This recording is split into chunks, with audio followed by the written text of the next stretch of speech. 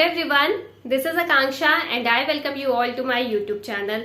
ना मेरा आज का वीडियो मेरे बाकी वीडियो से काफी अलग होने वाला है क्योंकि आज मैं बात एक्ने एंड पिंपल्स के बारे में करने वाली हूँ।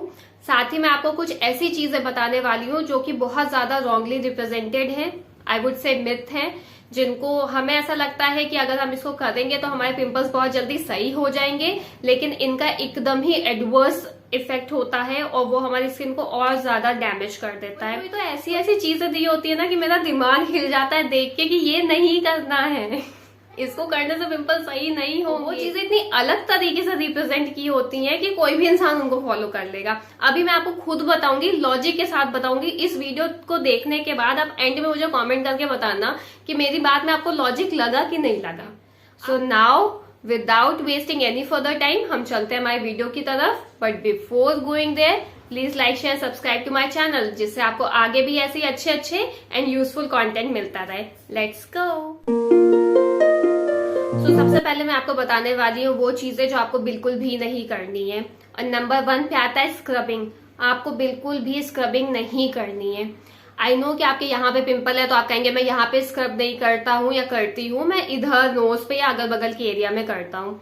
वो भी नहीं करना है क्योंकि कहीं ना कहीं अगर यहाँ पे पिंपल है तो उसके अगल बगल की एरिया भी अफेक्टेड होती है। तो हमें स्क्रब को हाथ ही नहीं लगाना है, ना होममेड स्क्रब करना है, ना हमें बाहर का कोई स्क्रब करना है। राइस फ्लावर का यूज अपने फेस पे बिल्कुल मत करिए। मतलब आज से 2.5-3 साल पहले एक बार मैंने राइस फ्लावर का यूज अपने फेस पे किया था। द टाइम मैंने उसको अपने चीक पे लगाया, आई वाज लाइक ये कितना ज्यादा हार्ड है, इससे तो स्किन ही निकल आएगी। मुझे कोई आइडिया नहीं है कैसे लोग अपने फेस पे उसको इतना मसाज करके, इतना स्क्रब करके रेमेडीज यूज करते हैं। मेरी खाली निकल आई अगर मैंने उसको यूज किया तो सिमिलरली मैं आपसे कहना चाहूंगी कि प्लीज इन सब चीजों को यूज मत करें। हमारे दूसरे पॉइंट पे जो आपको नहीं करना है वो ये है कि जब तक आपके एक्ने एंड पिंपल हैं तब तक आपको अपने फेस पे कोई भी ऐसी चीज नहीं लगानी है जो कि ऑयली है। अगेन मैं एक लॉजिकल बात करती हूँ। आपने वीडियोस में देखा होगा जो भी एक्ने पिंपल्स के आते हैं उसमें क्या बताते हैं कि आप अपना हेयर ऑयल करिए, उसके बाद अपना फेस वॉश कर लीजिए कि आपका जो ऑयल है वो आपके फोरहेड पे बम्प्स हो जाते हैं। तो फोरहेड पे यहाँ पे क्योंकि बाल टच होता है तो उससे ऑयल ट्रांसफर हो जाता है, तो आपको वो नहीं करना चाहिए। सर पे तेल लगाते हैं वो फेस पे नहीं लगना चाहिए, फेस पे आप ऑयल लगा लो। ये कौन सा लॉजिक होता है? ऐसे भी हमारी स्किन बहुत ज्यादा एक्सेसिव ऑयल प्रोडक्शन उस समय कर रही होती है जिसकी वजह से पिंपल्स हो रहे हैं। उस टाइम पे अगर आप कोई भी ऐसा सब्सटेंस लगाएंगे जो ऑयली है तो वो आपके पिंपल्स को बढ़ाएगा ही। सो कोकोनट ऑयल, बादाम का ऑयल या कोई भी और ऑयल या कोई ऐसा सीरम जिसमें ऑयल की कंसिस्टेंसी ज्यादा है उसे फेस पे अप्लाई नहीं करना है। जो थर्ड पॉइंट आता है वो है फूड, हम क्या खा रहे हैं, क्योंकि एक्सटर्नल रेमेडीज तो हम कर रहे हैं, इंटरनल रेमेडीज भी इक्वली इंपॉर्टेंट होती हैं। नाउ यहाँ पे 2 चीजें आ जाती हैं। पहले या तो आपको बहुत ज्यादा एक्सेसिव पिंपल हो गए, आप डॉक्टर के पास गए, डॉक्टर ने आपका टेस्ट किया, उन्होंने आपको बता दिया। कुछ लोग हैं जो या तो टीनेज में है तो हार्मोनल एक्नेज हो जाते हैं, या ऐसे भी कुछ लोग हैं जिनको थोड़े थोड़े एक्ने हो रहे हैं। डेयरी प्रोडक्ट के कंजम्पशन की वजह से भी एक्ने होते हैं। अब यहाँ पे आपको क्या करना है, आप लगभग आई वुड से 1 वीक के लिए अपना डेयरी बंद कर दीजिए। 1 वीक तक आप कोई भी डेयरी प्रोडक्ट मत लीजिए। उसके बाद आप धीरे धीरे एक एक चीज लेना शुरू करिए, ठीक है। उससे आपको खुद पता चलेगा कौन सी चीज आपको सूट कर रही है, कौन सी चीज नहीं कर रही है। जैसे मैंने लगभग 1-1.5 साल तक बिल्कुल डेयरी कट आउट कर दिया था। मैंने बिल्कुल भी कुछ भी मैंने डेयरी में नहीं लिया था।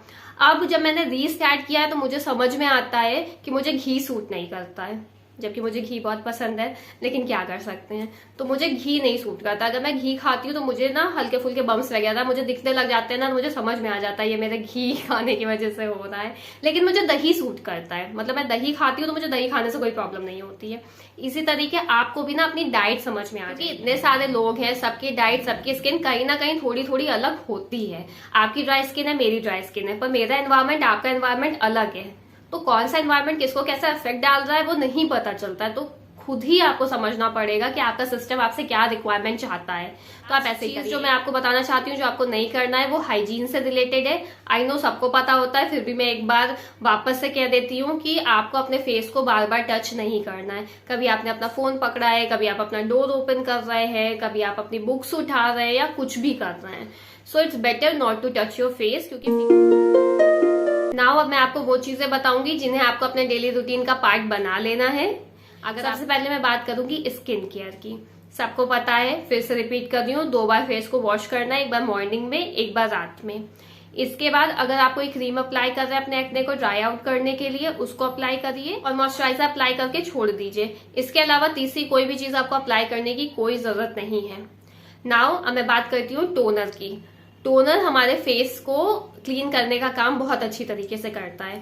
मैंने एक नीम टोनर ऑलरेडी अपने चैनल पे शेयर किया हुआ है, लिंक मैं आई बटन पे या डिस्क्रिप्शन बॉक्स में दे दूंगी, आप उसको बना लीजिए। बहुत सिंपल है बनाना और बहुत इफेक्टिव है। साथ ही आप सनस्क्रीन को अपनी लाइफ का पार्ट बनाइए।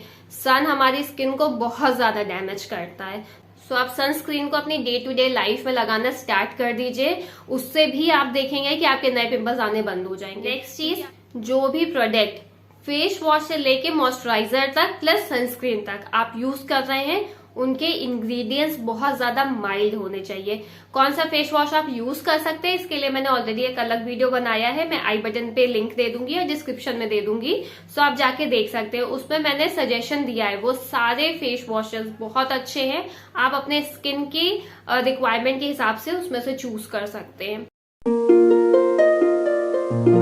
नाउ अब हम आते हैं थर्ड पार्ट पे, यानी रेमेडीज के पार्ट पे। यस, मैंने 2-3 रेमेडीज यहाँ पे लिखी हुई हैं जो मैं आपको बताऊंगी। तो सबसे पहली चीज हमें ये करनी है कि हमें अपनी स्किन को बहुत ज्यादा कंफर्टेबल फील कराना है। जैसे अगर हमारे घर में कोई नए नए गेस्ट आते हैं, खुद से तो कंफर्टेबल हो नहीं जाते हैं, कुछ को छोड़ दीजिए, कुछ तो अपना घर समझ के ही आते हैं, पर बाकियों को तो हमें कंफर्टेबल फील कराना पड़ता है ना। सिमिलरली हमें अपनी स्किन को भी कंफर्टेबल फील कराना है। उसको कैसे करेंगे, उसे ठंडक देके। मैंने पहले भी कहा है, बार बार जोर दे दे के कहा है, फिर कह रही हूँ, अपने स्किन पे चंदन लगाना स्टार्ट करिए। आप मेरी बात क्यों नहीं सुनते हैं? अभी से अपने स्किन पे चंदन लगाना स्टार्ट करिए। और चंदन भी ये पाउडर वाला नहीं लेना है। कोई भी मार्केट की ट्रिक पे बिल्कुल भरोसा मत करिए। आज मैं आपको अपनी स्टिक दिखाती हूँ, मैं खुद बताती हूँ कि मैं कैसे लगाती हूँ। सो मेरी इतनी बड़ी चंदन की स्टिक है, अब यहाँ पे क्लिप आ जाएगी तो आप देख लीजिएगा। उसको आपको घिसना है, उसमें से चंदन लेना है, अपनी स्किन पे लगाना है। चंदन से ज्यादा अच्छी प्रॉपर्टी वाली चीज मैंने अपनी लाइफ में नहीं देखी है। ये आपके कॉम्प्लेक्शन को इनहेंस करती है, पिंपल्स को सही करती है, एक जो रिजुविनेट करना होता है स्किन को, वो काम चंदन करता है। सो आप चंदन, अगर आप कोई रेमेडी, मैं आपको ट्रस्ट भी बता रही हूँ, अगर आप कोई रेमेडी अप्लाई नहीं करते हैं लेकिन आप रेगुलरली चंदन लगाते हैं, मतलब 2 से 3 दिन का गैप देके, आप खुद देखिएगा कि आपके सारे एक्ने, पिंपल सब सही हो जाएंगे। प्लस आपकी स्किन भी बहुत अच्छी हो जाएगी, क्योंकि चंदन इतना ठंडक देता है स्किन को कि वो पिंपल्स वगैरह को जड़ से खत्म कर देता है।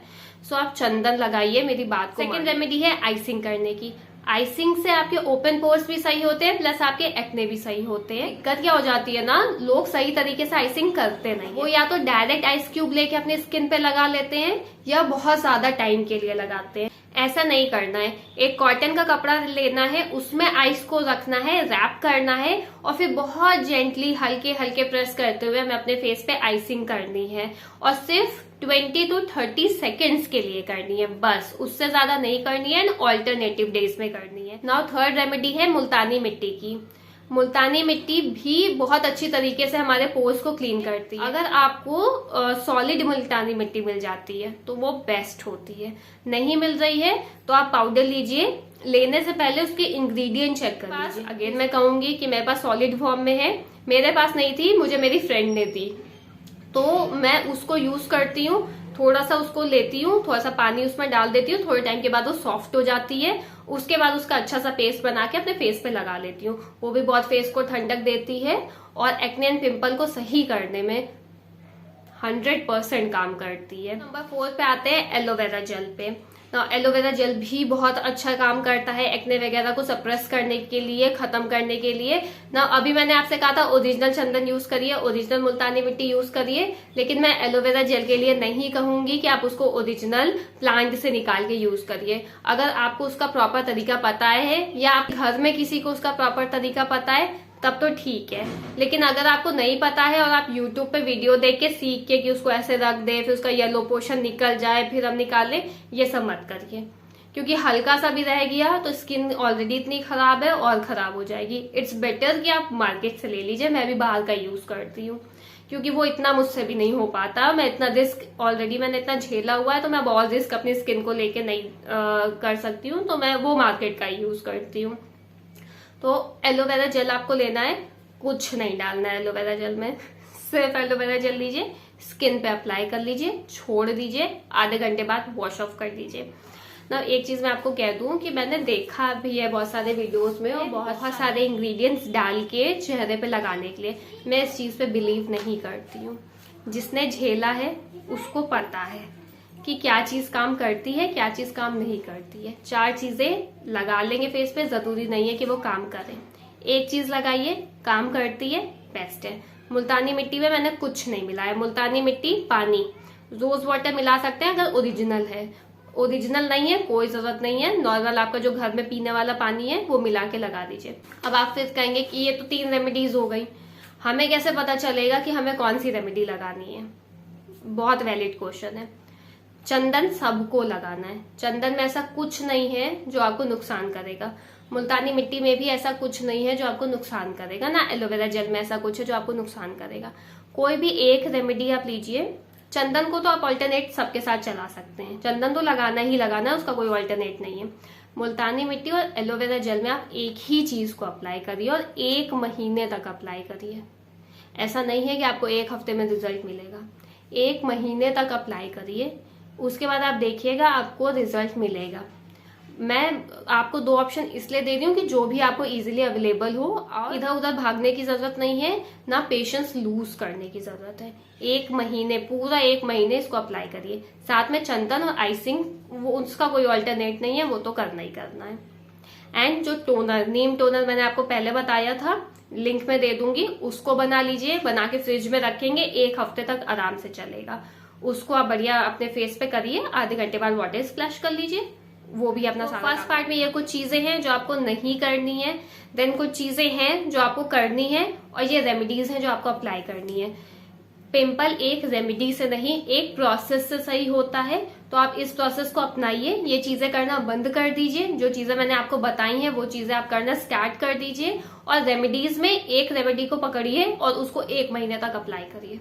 उसके बाद आप खुद देखेंगे कि आपको अपनी स्किन में डिफरेंस दिखेगा। इसके अलावा कुछ और रेमेडीज भी होती हैं जो आपके एक्टिव पिंपल्स पे बहुत अच्छा वर्क करती हैं, उन्हें जल्दी से जल्दी सही करती हैं। वो भी मैं आपको नेक्स्ट वीडियो में शेयर करूंगी, क्योंकि ये वीडियो बहुत ज्यादा लंबा हो गया है। That is it for today's video. I hope मैंने आपको सारी चीजें बहुत अच्छी तरीके से समझा दी हैं। आप प्लीज इन सारी चीजों को ट्राई करिएगा, मुझे कमेंट सेक्शन में जरूर बताइएगा आपको ये वीडियो कैसा लगा। And if you like this video, enjoy it well, do like share subscribe to my channel. मैंने अपना इंस्टा हैंडल भी डिस्क्रिप्शन बॉक्स में दे दिया है, सो आप प्लीज वहां भी जाइए, मुझे फॉलो करिए। कोई वीडियो सजेशन हो तो मेरे साथ शेयर करिए। मैं मिलती हूँ आपसे अपने नेक्स्ट वीडियो में। Till then, bye bye.